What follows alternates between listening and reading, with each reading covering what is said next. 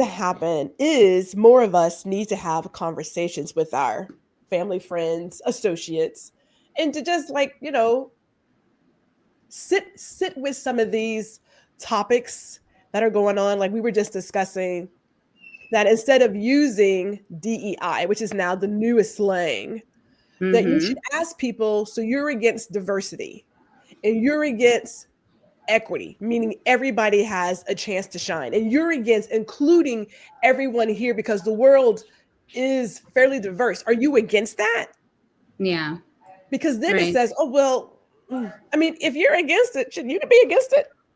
If you don't want to say, well, I'm not woke, so you're against Yeah. telling people about social injustice, you believe people should still be lynched? Right. What's just is it, if you're not woke, what does that mean? You're asleep? Who wants to be But asleep? Like that's weird, right? it's weird. So we're at a place where we got to get back to having real conversations, come with your ears and an open mind, but also more than that, stop using these slang phrases because the slang is to downplay the real destruction of what's happening. Mm-hmm. Right. We always said in my community, stay woke, as in be aware of what's happening. Right. Not that it was, those are just liberal agenda. No, no, no. It is be aware. As I always say, it's always hunting season. It is always hunting season for somebody who is a black and brown. Like you walk out, you may not come back in. Let's be honest. Be aware of what's happening. You're right. Hold on. Here, I'll pull you off so you can hear Peggy too. Peggy's setting up lights for me. So should I do this background or should I just do this? Look at this. We love this. I got a whole team now. Exactly. So Aicila has a production team. At this point, I kind of need one, or I'm sort of a mess. Between the two of you and Susie and Ethan, I'm finally starting to notice my appearance. It's kind of amazing. So she thought this would be prettier, and I trust her. But I what do you I say? love it. Should I go the other direction? There was this one time I was on the road and I had to record it at my mother's house, and she was having work done right outside the window on the roof. Mm-hmm. And I thought of all the places and the times, like, really? Seriously? It happens. The show must go on. But I had that. I actually had to cancel a recording because they were doing my roof. And I'm on the one hand, I'm like, I don't want my roof to leak. This is great. And on the other hand, the constant banging, and they would drop things. Yes. And then there was this faint like I'm in the dentist office. I was just like, I'm ready for this to not be what we're doing. I feel you. Really? I feel you. I'm right there with you. Now, you were saying we need to have more conversations with our immediate circle. Yeah. Well, the thing is that my experience has been in life that folks often want to go talk to strangers, and sometimes talking to strangers is good. It has its place, but usually the people that you have the most in common with are also the people you have the most influence with. Yes. Now there's caveats to that, right? Like you could certainly come in accusatory, blaming, and create a defensive situation.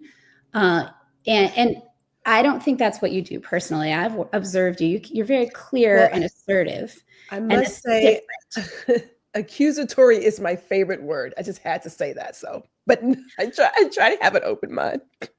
I'm sure like we all have our moments and our places. And I just, there's a difference between naming something for what it is and it's a distinction that is probably more nuanced than we want to deal with. But at least for me, I know like a few years ago, I was talking to a friend of mine and her family's Jewish. And we said something, we were having a conversation and I said, oh, that guy's a shyster. And she said, do you know that that's kind of a derogatory term? And I was like, I mean, I knew it wasn't a pleasant term. I didn't know it was associated with being Jewish. She's like, yeah. And I was like, oh, I'm sorry. I won't use it. Now, I could call that being accused, but I actually appreciated the information because I don't want to walk around saying things that are creating a negative impact or perpetuating a bad feeling. Yeah. And And for me, like in that particular instance, like I was just like, all right, like I didn't go look anything up. I mean, so if somebody like wants to be like, oh, that's the history. I don't care, honestly. Like I don't really care what the etymology or the history is. What I know is that someone that I love and care about expressed to me that caused them a feeling, and they had an experience of it being used to create negativity for their family. So my life has not been the lesser for not using that word. It turns out I completely survived the experience. So if that's what you mean by accusatory, then I say, go ahead and accuse. We need people. There's this weird thing. And I've absolutely been susceptible to it. So like, no, not saying anyone that it's not a common thing, but like feeling like you have to get it right it gets between like you and your ability to show up in your community. Like I am going to get it wrong. And actually, if I get it wrong in certain places, I'm going to learn things that help me to have a better impact in the larger spaces. Because if I'm chatting with people I know offline, privately, and I say something ill-informed like that, they can very easily correct me or provide information, and I can correct myself.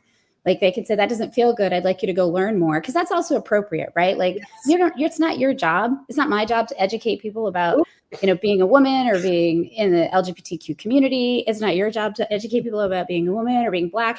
But sometimes we do. And sometimes we can say, you might want to go learn more about what you're saying. And that's appropriate too, right? But that actually is one of the things that helps us, because if no one says anything, how do I know? Right? I don't know anything. But that fear of correcting or being corrected creates a sort of a comfort with, I guess, ignorance. Yes, it does. I agree with that. Social ignorance, whatever you call it. Oh, well, this is, I love this segue. Let us play our little fancy intro, and then we'll get into our conversation.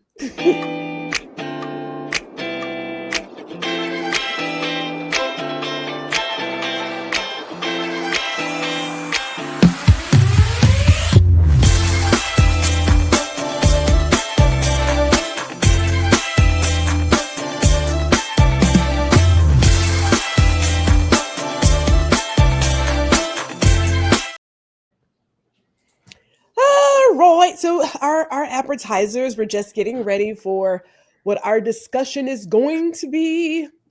Man, this season of life is giving, Aicila. It is giving us a chicken load of topics. Is that even a thing? Like, what's a chicken load?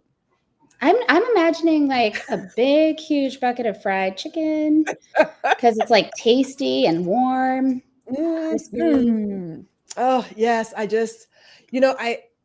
used to. It's like in the very recent past. I used to say, okay, so what is my topic going to be today? And I would sit down and look at previous things and read some news. And now it doesn't take much to figure out what I want to talk about today. There's always something. There's always something. Being delivered. Now, we told everybody in our last episode that we were going to go with meritocracy, correct? That was where we wanted to go, because we were trying to weigh, and there's so much to weigh. Every single topic that we have picked it is an onion. There are so many layers to it. I feel like we probably peel off like 2 layers. Yeah. They are seriously some really deep stuff. So let us play this little part, and then we're going to jump into it.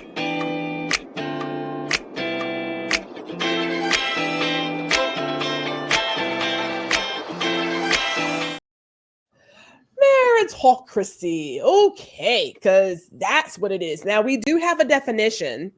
You know how I love my definition. I know how you love a good definition, because we need it.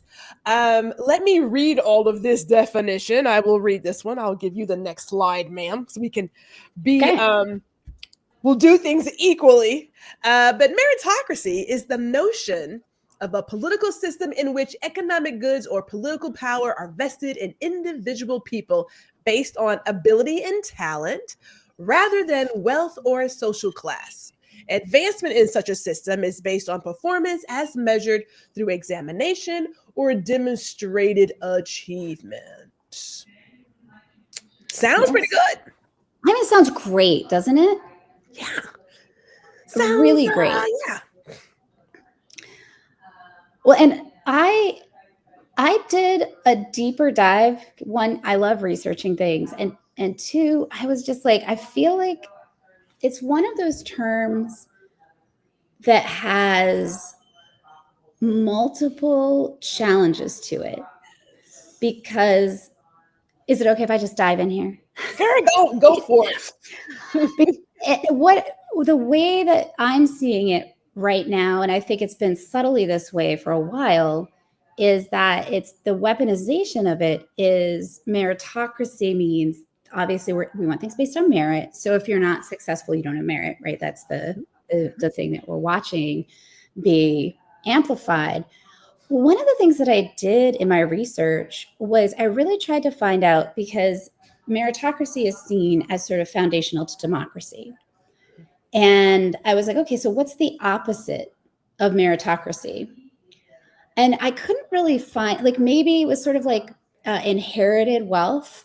And it was kind of like an inheritance system.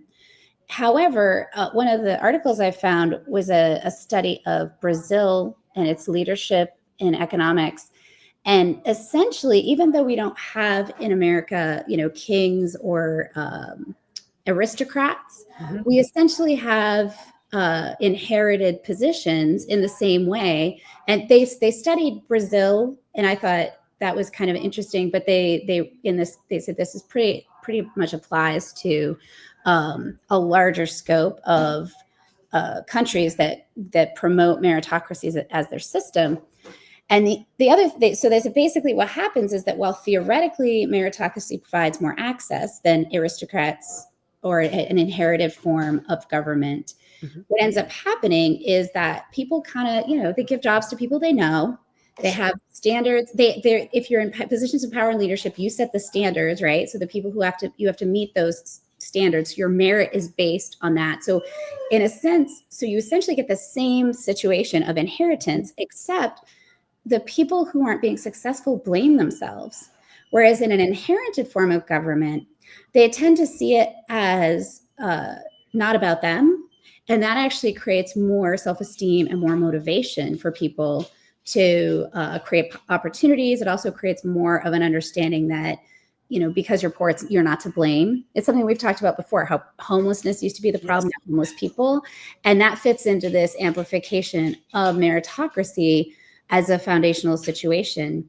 And so I thought that was kind of interesting that they saw, and the other thing that they've talked about, which kind of segues into what you were talking about, the DEI stuff, is that meritocracy can be a really good system as long as it considers the entire situation. Yes. Because right now it's very outcome oriented, and it kind of ignores what's required for someone to succeed, unless you have things like inclusion and affirmative action, which I know at this point, the 3 conservative people that may be listening might run away. Don't run away.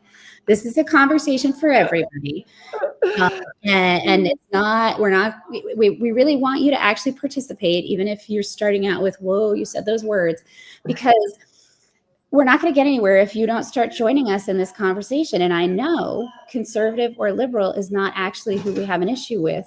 It's the corporate structure, it's the billionaires, and then it's the rest of us. And this left-right thing has really created a dynamic in which we're not working together to create equal opportunity for all.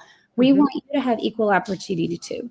We're not saying anything about that. And we know that you also have considerations. And so they talk about meritocracy as a transparent and impartial system that rewards individuals based on their goal, achievement, and effort, which can only be fairly assessed after considering their natural ability, access to resources, socioeconomic status, perseverance, and resilience.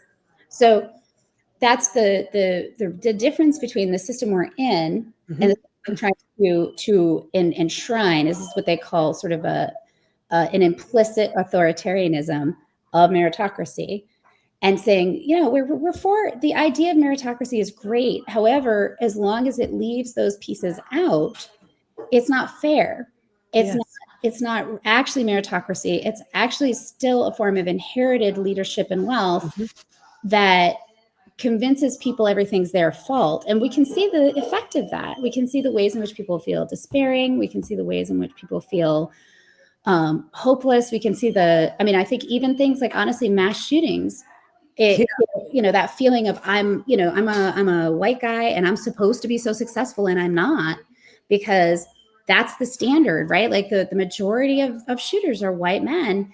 And I think it's partially because this meritocracy creates the same problems for them in their sphere. And they get into that hopelessness a little faster because they have like a different expectation, and then they go out and hurt people. And that's all, to me, kind of bunched up in one. And if we can really understand, like, we need to look at the whole picture in order to create a truly truly is the wrong word, because the thing I feel like happens a lot is people are like, oh, it's not going to get there, therefore we shouldn't try. Okay, it's never going to be fully meritocratic. Meritocratic? That's never the right word. It's going to be humans doing their thing, whatever. However, we can strive for that. Just because our ideals haven't been met, just because their ideals are essentially, the word idea is in them for a reason. They're here. So when they hit the world, they're never going to be the same as they were in here. That doesn't mean we don't try. And that doesn't mean we don't say, this is a worthy effort. End rant 1. Well, that's perfect, because this slide complements what you were saying. You want to read this one? You want me to read this one? I just talked a lot. You should read it. Okay. Unless you want me to, but like... We'll get into it. I said the myth of meritocracy is used to maintain the belief that class mobility is widely attainable, as Daniel, I guess it's Markovitz, describes. Meritocracy excludes people outside of the elite, excludes middle-class people and working-class people from schooling, from good jobs, and from status and income, and insults them by saying that the reason they're excluded is that they don't measure up, rather than there's a structural block to their inclusion. It goes right to what you said. Like, I was sitting with a topic that I'm trying to figure out how to wrap my arms around. I have ideas, so I just write all things down. But it goes back to defining what success is for you. And I look at myself and say, I believe it's easier for me because people always discount Black people, especially Black women, like, screw us. So it's easier for me to say, I don't have to adopt your idea of what is success. The American dream, as far as I'm concerned, does not apply to me. And it's okay, because that dream doesn't make sense to me anyway. I think it's very greedy. They're like locusts. They just go around eating up stuff, right? The more you have, the more successful I am, although I am knee-deep in debt and about to, because it's like really bad. Yeah. Right? But depending on where you are, depending on who you are, if you don't have a certain level of success, it gets in your head. As you were saying, there was a young man years ago, I was interviewing him for a job, and he mentioned to me, he was like, I just feel like I'm not where I'm supposed to be. Nothing more than suppose and should. And I was like, well, where should you be? He's like, I see my friends and they have 2 cars and a house and and I only have 1 car and I'm thinking, what that got to do with being successful? Yeah. But that is one of the American ideals of success, is to show it in physical things. Yeah. Right? Like that is one idea. And so I was sitting with that, and I'm looking at this idea of doing everything based on merit. And I recalled some conversations. Nah, they were statements. They weren't conversations. I was a kid. I was in high school. And I remember this young white man telling me, because affirmative action was still in place. And he was like, I can't get a job at a certain place because jobs are being given to people like you. Yeah. I had to reach back. I was like, he talking to me? And I thought, I'm sorry, jobs. What are you talking about? Mind you, I could never get a job as a high school student. Couldn't get it. couldn't get hired at Six Flags because I didn't smile enough. I couldn't get hired at like Taco Bell or Mickey D's. I don't know what it was. I didn't have it. So I'm thinking I'm not getting that either. So we're in the same boat. But the fact that this young white kid felt that way when I was like, what, 17? Yeah. What? So not much has changed because I'm damn near 50. We still hear these conversations that people who look like me, what? Wait a minute, let's go back. People who are women and black, anyone who's not a white man who's heterosexual, we don't deserve to be in these places and spaces. Like, how can we ever be of merit for whatever job we have? Well, and I'm hearing in that a little bit of a jump between entitled and merited. So, like, you and I want it to be based on merit, and it sounds to me like that person wanted to feel entitled to that. Like, it's the, that whole, so this job is mine and you've taken it. I can't have this job because people like you are taking it. That feels like they feel entitled to it. And that's and I think that might be part of what that we're using. They're saying merit when they mean entitled, and we're saying merit when we mean merit. And so things get a little confused. That's a tangled web, because I do believe when I talk to certain people, I do believe there is a certain level of entitlement that's like dipped in there. It's well, okay. So in my head, I'm gonna talk it out. So people give me some grace, okay? I'm gonna talk it out. You get according to our current administration, if you want competent people of merit, then they're going to be white men. But then it's also the matter of we're just entitled to this position because we are white men. Did I say that right? I think so. That sounds right. I almost said something. I used to forget. I almost said something. I was like, Gwendolyn, don't do it. Yeah. Like those two are tangled together. And that may go back hundreds of years based on history and everything else. And I think about some of the movies from the 80s where, and I mean, 80s movies were really clear about where we stood as a nation. But it was, I'm a so-and-so. We've been on we've been on the board for years. A so-and-so has always had a position at XYZ place. Yeah. You didn't have to work for that. Those legacy college positions. That it's because I'm so-and-so that I get it. It's entitlement, but at the exact same time as like, I didn't get it because you are here. Right. Well, and I read an article a few years ago by a gentleman who said he was a person of color, talking about how in a lot of ways, one of the things that makes it even harder is that people do succeed. And he wasn't saying people shouldn't, but for every Kamala Harris who's worked their way up from being the daughter of an immigrant to running for president and being vice president, for everyone who's done that, there's hundreds of thousands of people who haven't. And people want to say, oh, it's because she was special. Now, she's special.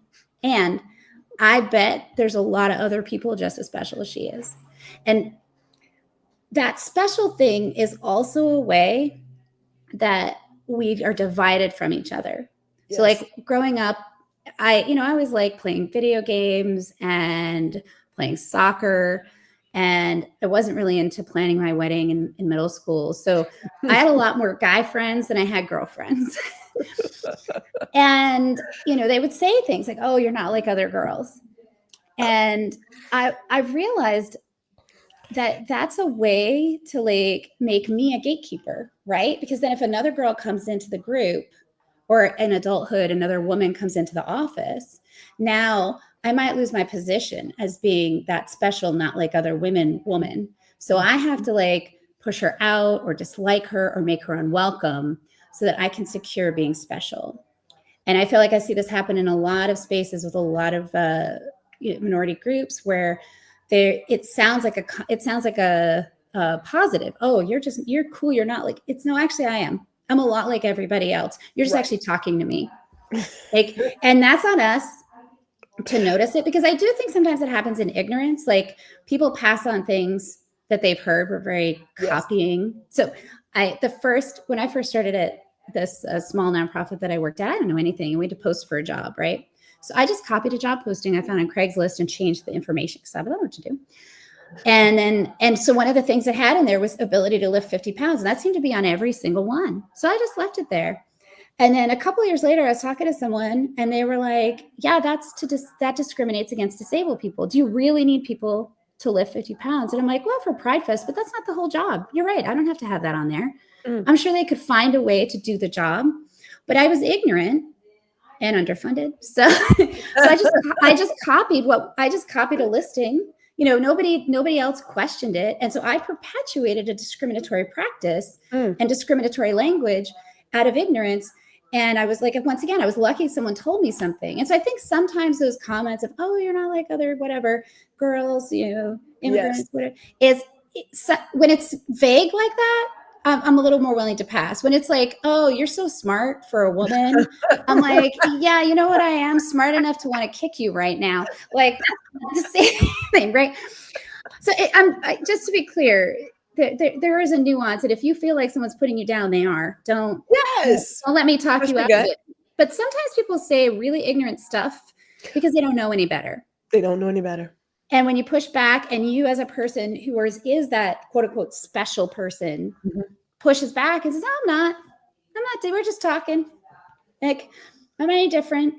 That can be really helpful. And it can also help to expose the people that are very committed to that special, because the people that are committed to that, to you being special, they are not your friend. They are doing what they can to keep you down and to keep you isolated and alone, because you're going to be more successful in that position when you have more people on your team, and they are not on your team.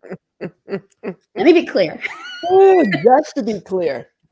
Not all compliments are meant to help you. No, well, I go back to like listening to people, really listening to people who are attempting to gaslight you, or as you say, put you in this special spot. And it's just, my ears hear all the things.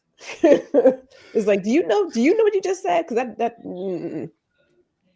But if we continue with this tangled web of entitlement and what's owed me, or truly being based on merit, I think about how meritocracy is being used in this environment. And it does not escape me that when people use it, as you and I have talked before, people immediately go to what has been given to us as a definition, that if you want someone of merit and of competence, then it's going to be a white man. Yep. And that stems back from a very, very, very long time on this country's history, right? Now, I was just telling someone about the Bible that was given to slaves, the slave's Bible, that said, if you want to be a good slave, you will do as your master says, and this will please God, right? And so you're giving these examples over and over and over again of how this particular person who looks like this is the epitome of competency, wealth, smarts, all the things like you, and it trickles to where when we had open borders, Black people abandoned their community, their schools, their hospitals, and everything else, because according to what they've been told for years, and what was blocked off from them was, if I can sit at this bar, if I can drink from this water fountain, if I can go visit this doctor, this is better for me. Because I've been told for years this is better. I don't know how you shake that. Like that's deep. It's really deep. It even goes into how we see ourselves in terms of how we define what's beautiful. Yeah. You have people, and again, speak from a Black woman's perspective, who has cut her hair because, a sister is by no means whatever. But you have people who are putting themselves in harm's way to do things chemically to their hair, to their body, and everything else to meet or match a definition of what's considered beautiful and calm and acceptable. Yep. That's a demon that I don't know if we ever get to that. I don't know if we will ever tangle that. But let's just start with the very obvious, the current weaponization of meritocracy. Yeah. That the way this administration uses it, that says we don't want DEI hires. And again, I'm using the slang term, so trust me, I'm about diversity, equity, and inclusion because I understand. Yeah. But then you also say we want to hire people that have the skills, the this, the this, the this, which is just code language for we are looking for white men, even if they are so incompetent. Yep. Should we go into some news? You want to see some news real quick? Yeah, let's do it. News. We Oh, only do we want some news? Can we handle it? Oh, we can handle a little bit of news. That's a hard one. Only pulled two because there's so much. I didn't want to overwhelm us. But let's just take this for example. Like this is now I'm from a military family, right? So my husband he served 25 years in the Air Force. A number of his family members, my family members, are in every single branch of the armed forces. So we are not just, fly by night people. We are in the trenches here. Okay. So I continue to get military news, and it says here that the military backs out of recruiting at Science and Engaging Conference as a part of the DEI purge. Specifically, there is this event that happens with Black engineers, where for years they have gone there to actively recruit Black engineers. Now, also in this story, they didn't go there this year. They didn't go to, I think it's like, is it BEFA or BAFTA? Something like, I think it's BEFA or BEFA. I'll have to get my names together and put it into the comments. They didn't go there. They in turn went to a national, was it the National Rifle Association event? So here's my question mark.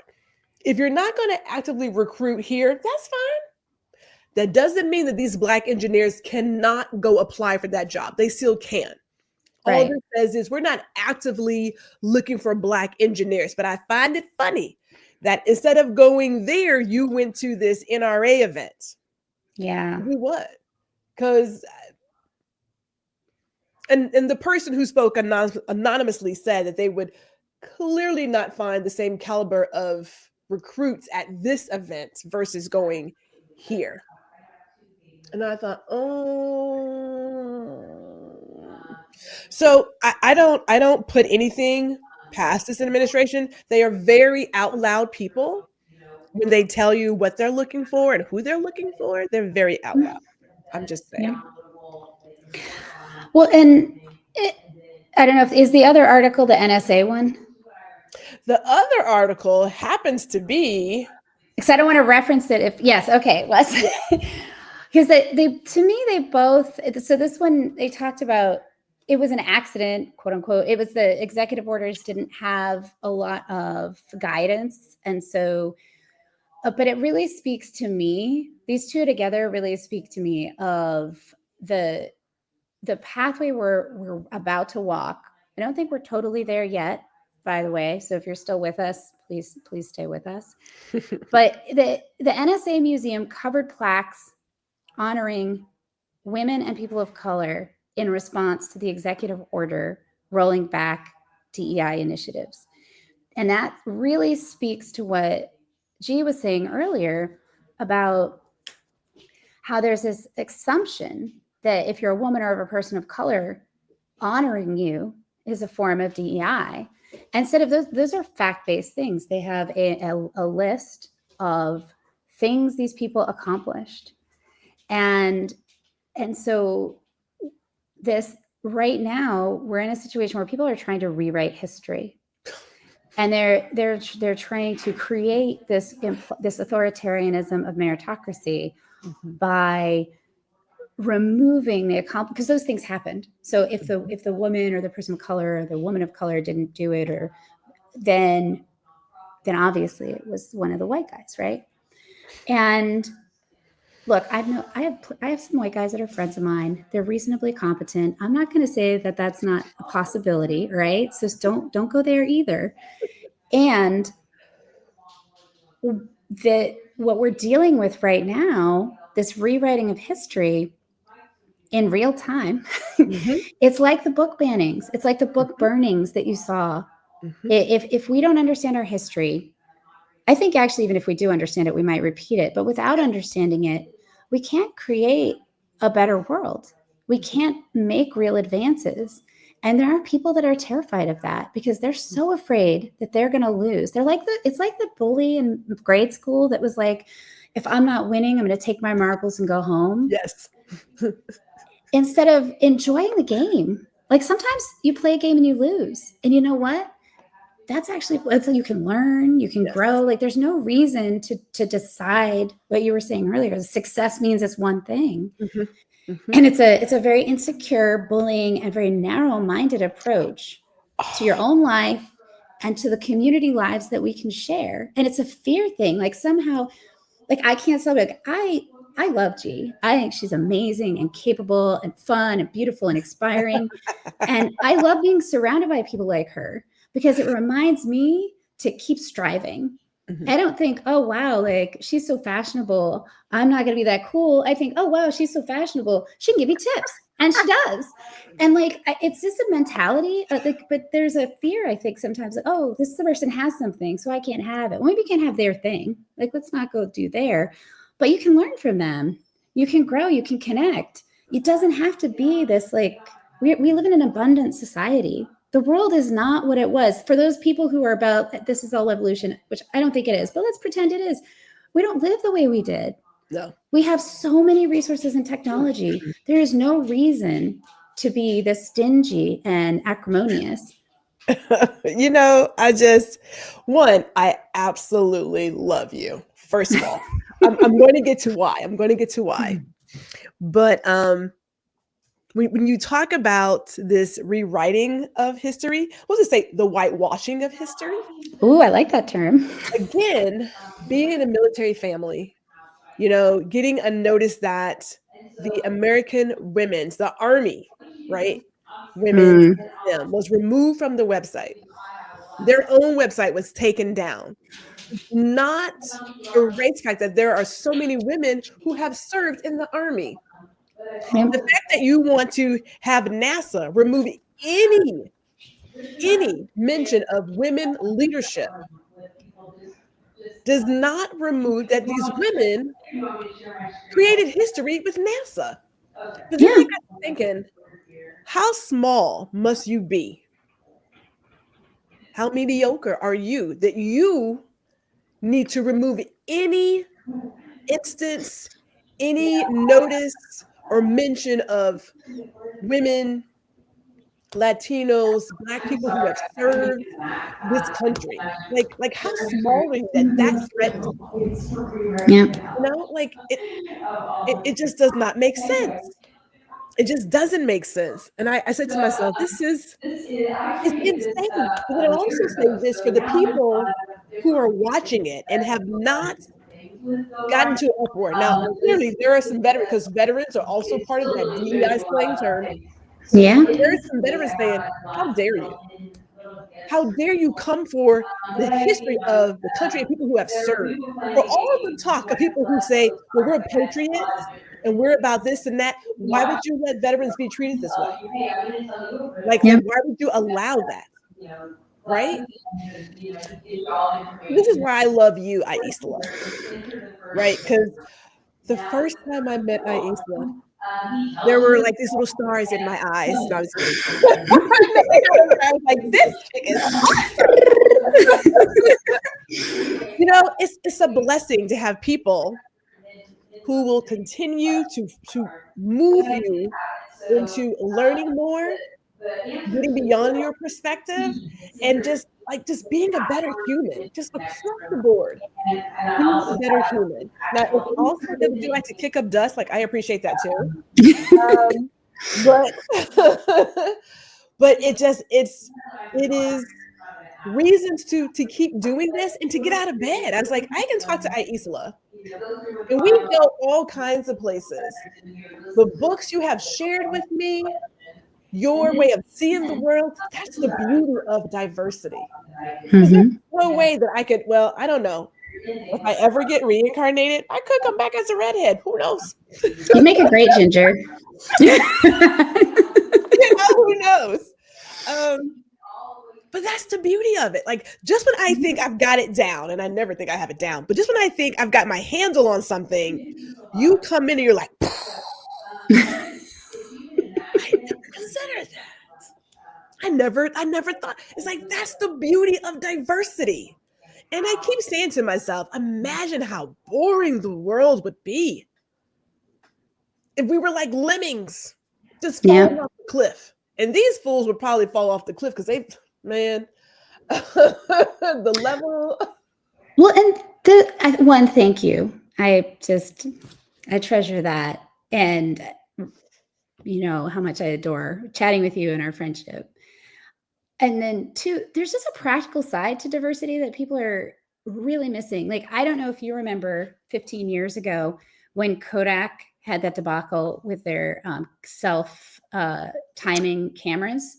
So they had these cameras that they launched this huge campaign around, and it was pre-cell phone. So maybe it was more than 15 years ago. It was a while back, guys.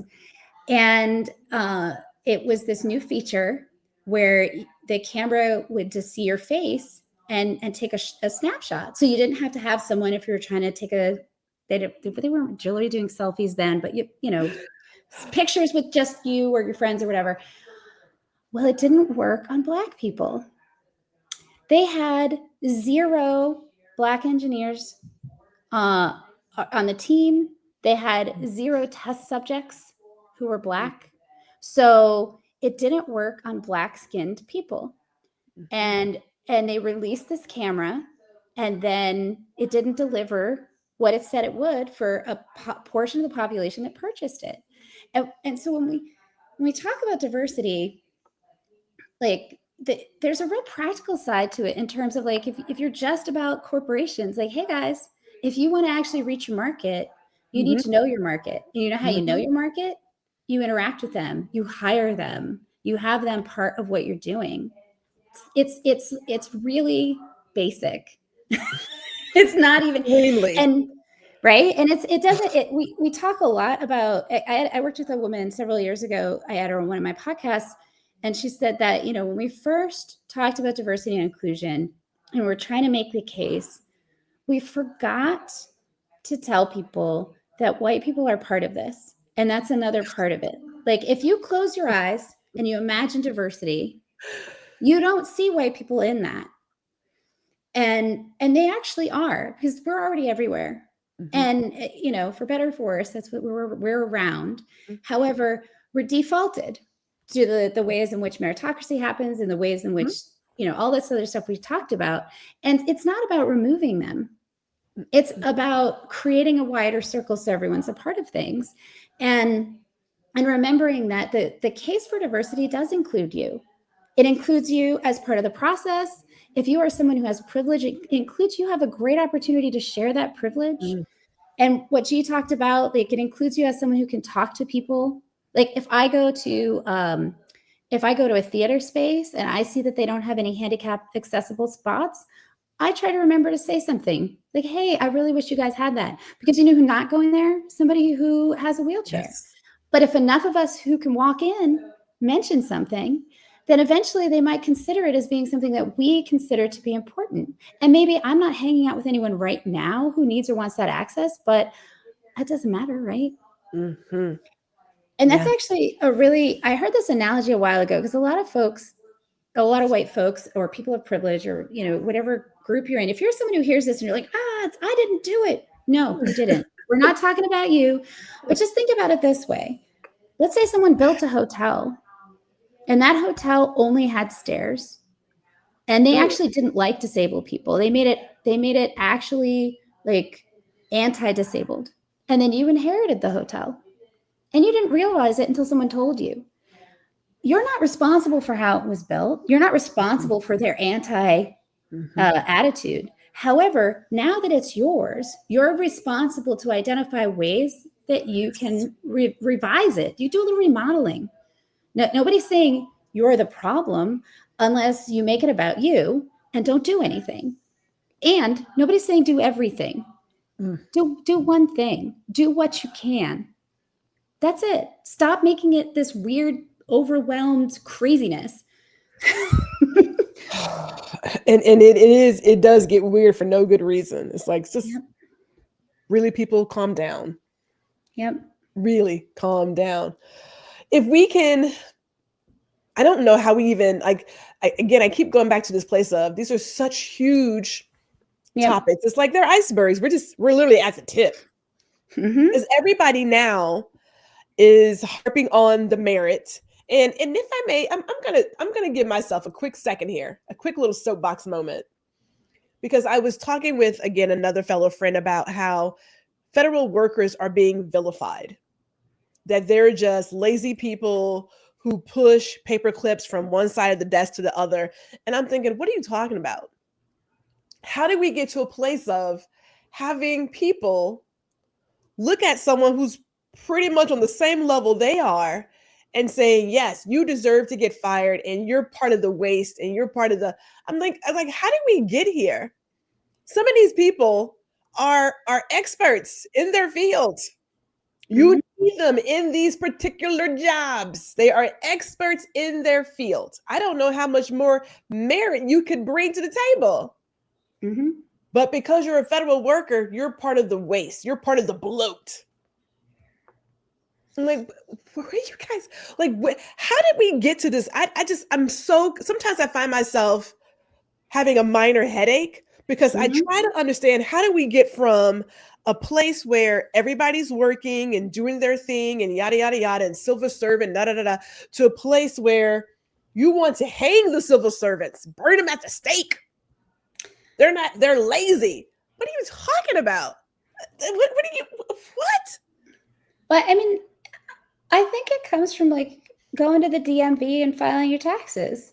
Like, if you try to call the IRS to get a form or figure out what form you need to have a good chunk of your day available. Yes. And if you have to go fix something, and I think that, so I thought about this because when I started in the nonprofit world, which also functions similar to government, I was irritated. Things are so slow and you can't just make decisions and move. And in the first year, I was like, wow, this is just so inefficient. And then I realized, one, it's when you're in school, group projects are a joke, right? Group projects. We're not really taught how to successfully function in group dynamics. And a lot of the like larger efforts that we're doing do require, and it is a skill set. It's a skill set that you have to develop and learn. And once I caught on to that and was able to like participate more effectively and organize more effectively, I was like, oh, wow, it can feel slow, but it's more effective. It's more functional. You spot more blind spots more quickly, not as quickly as getting something done real fast the way you do in a single like director hierarchy situation, but certainly like, faster than you release the cameras and find out what you did, and to me, it feels like it's the space and the tension where you really find stuff. So we want some things to move slowly. We want some things to not be super reactive. And then we want some crisis management and some responsiveness. And I really think that a lot of the rhetoric is based on the experiences that we have being blown out, the propaganda machine or the media, or I will say I default to believing there's a little nefariousness behind it, but let's say it's just all coincidental. It's fine. But that like, it's easy for someone to hear there's government waste and remember, oh yeah, the last time I had to do this thing with the IRS, I had to call 3 different people and file 6 forms, and I had to do it 2 times and nobody knew. Or if you've ever collected unemployment, like it's It's a nightmare. A friend of mine worked at the unemployment office in Colorado, and they were like, they had 2 systems that used different codes. So when someone called in, you had to fill things in this form and then over here. And if you got the code wrong and they didn't match, it got spit back. Like, it was arduous. And knowing someone on the inside of it, it was like, they were like, oh yeah, back in the day when there wasn't, what do you call it? A coherent code base or whatever. They built it by code from the ground up, and then building it again is really expensive, and having it be proprietary is problematic. So then they added something on. So it all does make sense. It's just when you're in crisis, you're unemployed, you've lost your job, whatever. Then you're like, wow, this is great. Yes, the government is full of waste and inefficiency. Mm-hmm. And it's hard in that moment of panic to be reasonable. And sometimes you are dealing with people who on their own, people get yelled at all the time at the office. Yes. So they may not be as warm and friendly when you're kind of frustrated and upset as maybe you'd like. And it's very like human. So, but the amplification of it, that's where I was like, that's why we need more reasonableness. Like when you're complaining to me, not that you would, but like, oh, the unemployment office is so terrible. And I can say, yeah, it really sucks. I'm sorry you're going through that. And I know, they can't rebuild it or whatever. Maybe not in that moment, right? Like we have to be that. That's why we need a community. And people are so isolated. They just get to live more and more in their little neurotic echo chamber of their brain and Reddit. Yeah. And a cycle. I was, for our recent news, hearing about how a number of federal workers at the National Park Service have been removed. Mm-hmm. If you've ever gone to any federal park, be it spring or summer, it can get kind of funny depending on what park you're going to, right? Yeah. And people, I keep going back to, people have no real idea how much they depend on the federal government for what they take for granted every day. Someone being able to take out the trash and have clean bathrooms in your national park, you're going to miss that. Yep. You happen to go out there in the woods and you break your ankle. You're like, oh, my phone is dead. Who's going to come find me? Well, we reduced the workforce. So good luck to you, Charlie. It's like people don't think about how some of these removal of people that we have depended on for so long, how it's going to truly impact them. Like you said, is there a place to trim? Of course there is. But that vilifying of federal workers and saying that some of them don't have any merit. Like there was a veteran who did an interview and they were like, oh, he's a DEI hire. He doesn't deserve this job. I kid you not. These YouTube comments. And then, moreover, because they couldn't see his disability, how is he disabled? Let me go back. Hold up. First of all, you can't always see how someone's disabled. Mm-mm. Right? And when you read these comments, I think to myself, man, American consumers, God bless. These citizens, as if I'm not an American citizen, right? But these citizens, they some simple bitches. Simple. Yeah. You can't always see what's going on. Yeah, usually you can't, right? How is he disabled? I was like, what? I used to do this exercise, and I can't do it in 2 seconds, but if you think about it, once again, for the 3 people that are curious and are wanting to discover something, sit down and think about the things that matter most to you about who you are in your life. And it's like invisible things, right? Like I have a grandchild, or I have a degree, or whatever it is. And if you really think about it, most of the time, the things that other people think that are important about us are the visible things, are not the things that are most important to us. The invisible things, like faith is a big one. A lot of people are very strongly faithful and they don't necessarily talk about it or wear anything that expresses it. Mm-hmm. And other people would say, oh, wow, you're a woman in the LGBT community. That must be your most important identity. And because that's what they could see maybe. Mm-hmm. But inside, it's actually my faith. And so really understanding that if you know that's true about you, this is going to be a big step, but just like go with me here. If you know that's true about you, that your most important thing isn't always visible, it is possible that everyone else you're talking to has at least 50% of them also. So just getting curious. And it leads to so much more when you can ask those questions of yourself first. It creates an inviting environment for other people. That's pretty good. I think you did fairly well on that one. Thank you. Yeah. You got the point across there, which goes right into this when we talk about diversity, equity, and inclusion. I know that everyone's like, yes, we got to get rid of it. This is awful, yada, yada, yada. But I keep going back to,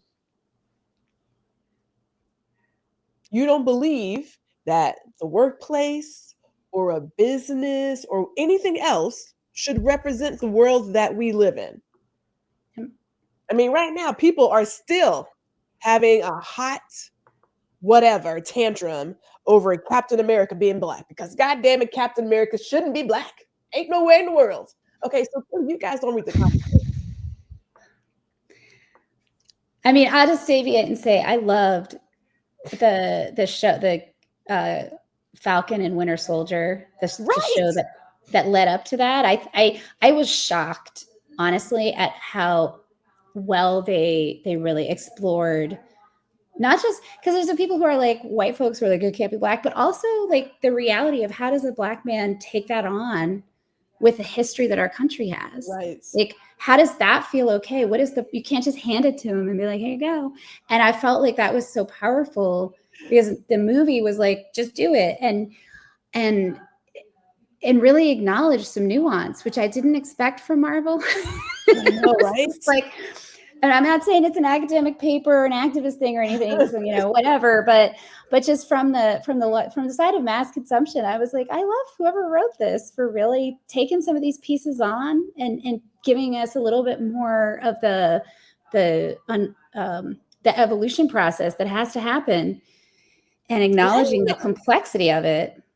I don't know. Well, I shouldn't say I don't know. It's unclear if we're going to get any more of that because, God bless at this moment. I mean, Disney's having their moments. I'm not giving them too many blessings, but yeah, it's interesting when I look back at what they have done and how people literally lose their life over fictional characters. Like, how dare you create a black mermaid? What the what? And as a redhead, I just want you to know I fully affirm that choice. I'm like, I do not feel erased from the Disney canon. Somehow I survived. It's insane. It's like whenever they decide to put someone else in the limelight, right? Mm-hmm. If you go with Pacific Islanders, Samoan, if you go with a black princess, it's always like, I can't believe you're doing that. I just like, my favorite part is when they say that it's not true to the story or something. I'm like, you do know it's fiction, right? Like, do you know what fiction is? Because I do. Like, it's not accurate. I'm like, But the mermaid part is that real? Right. The mermaid part is. Now, in the comic books, I could have sworn Captain America was already going to become a black man. So it's like, I don't understand why y'all upset about this. But then it goes back to this. Why are you upset about it? Why are you upset about it? Why are you upset about it? I think it's meritocracy. When Black Panther came out. Oh my gosh. They were like, I can't believe there's a black superhero. That's just what? Because black folks ain't already doing some superhero shit? Yeah. I'm sorry. Mm-hmm. That, black kids shouldn't see a black man and woman doing some superhero stuff. They shouldn't see themselves. Any child who needs to see, like every child needs to see themselves. Yeah. In this magical arena. Every single kid. Now, I grew up with G.I. Joe and who is that? The $1 Million Man. Oh, that's right. Yes. The Bionic Woman. Wonder Woman, Incredible Hulk. Okay. That's who we grew up with as the A-Team, but the A-Team had Mr. T, so okay. Love him. Like, Nobody ever got mad that the Hulk was green. no, not. Nobody ever felt like that was like problematic, which I find to be not that I'm aware of. Like, if there's stuff, go ahead and poke it in the comments or whatever. But no, it's not. Well, and here's the other thing too. Like, one of the drums I'm banging on right now is like, we talk a lot about community, like individual rights. We're very hyper individualistic, and we leave out community rights and those pro-social things. And I'm like, as a community, as me, as a part of a community, my identity right now, and you as a white man, and you as a Black woman, and you as an immigrant, we as a community have the right to have everybody be empowered to be as successful as possible, because that's actually what's going to bring us forward. And so having a Black superhero means that we have more Black kids who look at themselves as capable and to see themselves in this, like, possibly can envision themselves in this new arena, and they can do amazing things as part of our community. We all benefit. And that fear of that, like, I feel like the fear lives in that individualism and that entitlement. And we just need to move over to say, no, this is about, like, we all rise together. Yes. Like, wouldn't you love to live in a world where everybody can actually live into the full potential of who they are and what they have to offer to the world? What if, instead of fighting discrimination and scrapping by, we had people who could put that ingenuity and that intelligence into creating new solutions for food, for technology, for advancement, for, I grew up with the whole fantasy of going to the stars. It's been a little tainted by certain people right now, but exploration and discovery, like, what could happen if we stopped being so scared of other people's success? Well, I have said this many a time. It is one of my messages for this year that, the fear machine in America has worked extremely well. It's time to put that dog down. Sorry, dog lovers. It needs to go, because everything is stemmed with fear of missing out, fear of getting stuck in the park and no one being able to help you. That's a real fear now, but whatever. Fear of getting stuck in the park, fear of falling and no one's here to help me up, fear of not having enough, fear of not, it's like, cut it out. We need to a place of joy, right? And with that joy, if people show up as their full self, including having a diverse workforce brings, as you say, ingenuity, new ideas, everyone being able to be their best self and shine brings about better things. Everyone being included brings better things. And I don't know if they've checked the numbers, but since they're so gung-ho on forcing women to have babies they don't want, these women are choosing to be sterilized, men included. Yeah. It's so hard to afford children. They're like, you know what, you ain't got to worry about us having any kids. Now, if you believe that you're going to have, and I'm going to go ahead and say it, enough white men to sustain this workforce, I want to see it happen, Captain. I want to see that happen, because there is a limit. They're already talking that there may not be enough kids to go to college. What you going to do? What are you going to do? That ageism, you may want to rethink it, because they're not having kids. But how can they have kids when they can't afford to have kids? Yeah. That will have to be another topic for another day, people. That we have to talk about, because there is a real serious gap that's coming. But since you guys want to do the Handmaid's Tale. Well, and this is a little deviation, but the American Medical Association is releasing updates on their YouTube channel about things like the bird flu, H5N9.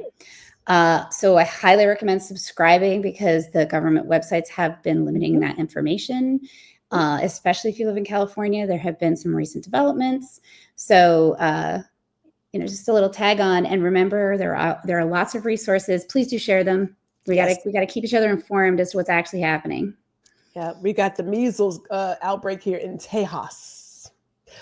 Man, again, life has given us so many things to talk about, but this is one. Let's end with this, shall we? Yeah. Is the system broken? There's a question mark missing there, but it's okay. Work with us, people. By saying that we are moving to a merit-based system, it implies the current system is not merit-based. How do we frame this in a way that can be heard without diluting it? Ideas, ma'am, do you have them? Because how do we do it?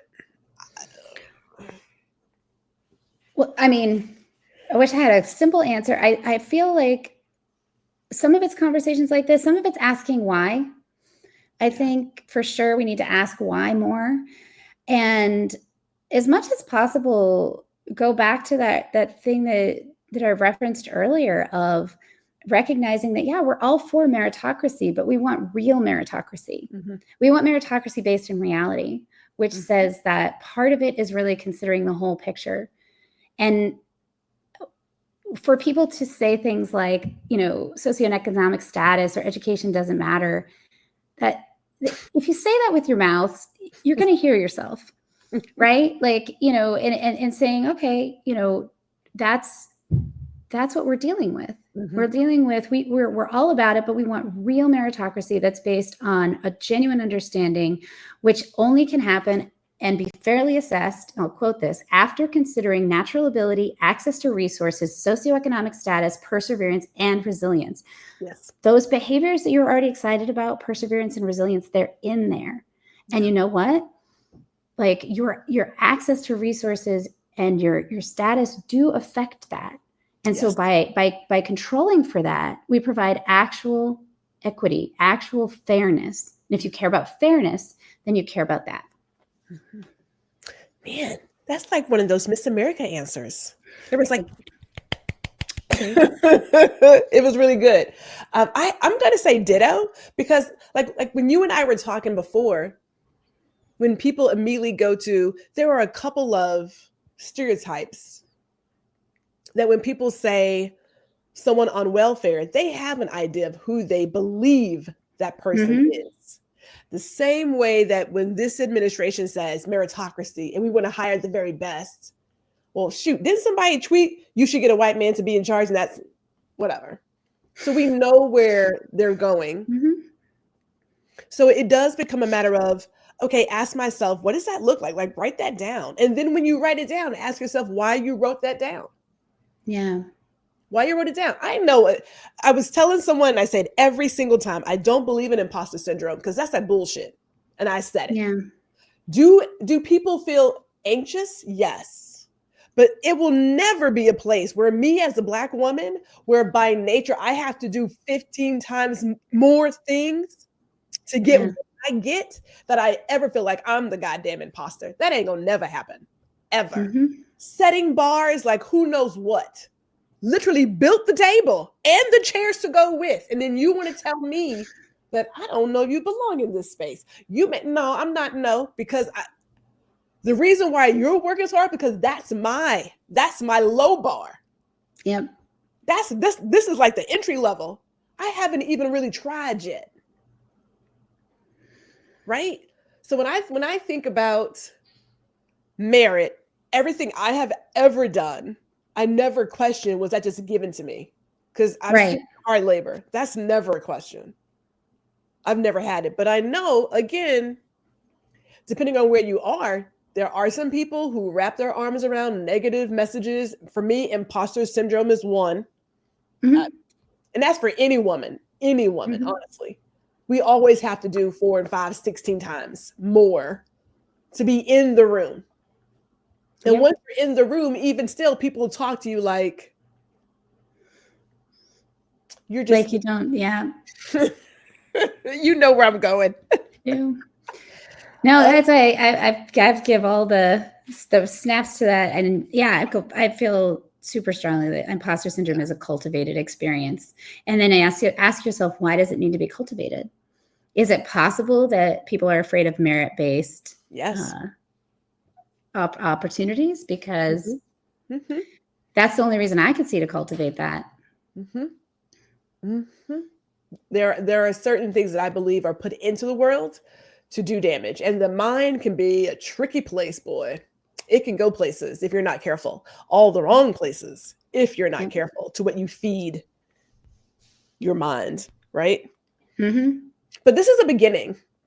Because again, as a person who has hired people, were there biases? Well, hell yeah, I'm a human. But when I talked to people, I looked at what they were bringing to the table. Yeah. And I did look at how does this round out my entire team. I never pick somebody because they were too old, or they were a guy or a gal, or they were this or that. That was never part of the decision-making process. It really did come down to, how much do you want to get paid for this? And I admit, sometimes their zodiac sign, I was like, I can't bring another one of you in this building.